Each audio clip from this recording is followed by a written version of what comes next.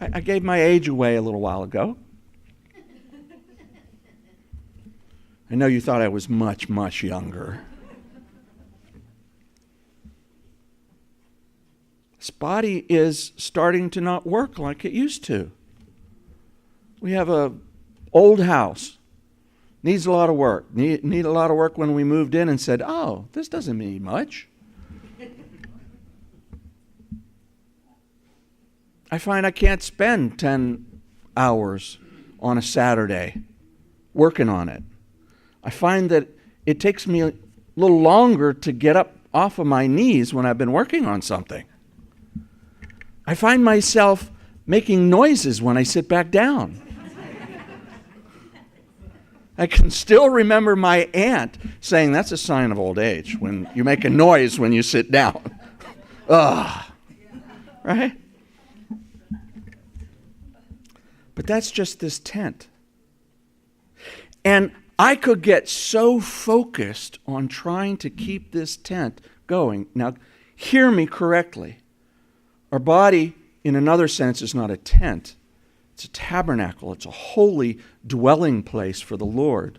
So we are called to treat it well.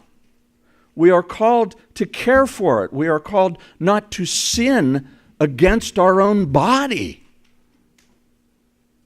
But we are also called not to make it a god, not to make it our life's project. The world does that, right?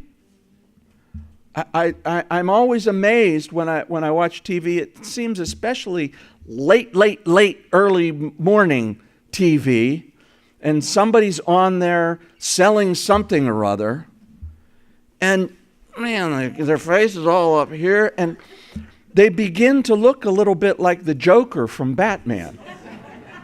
Isn't that true? But they think this is what this is. You know, they're spending thousands of dollars to remanufacture this. Now, look, if you had something done or installed or something like that, I'm not trying to throw guilt on you.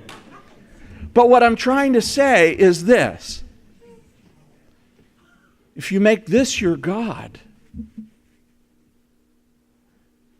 you are violating the first commandment given at Mount Sinai.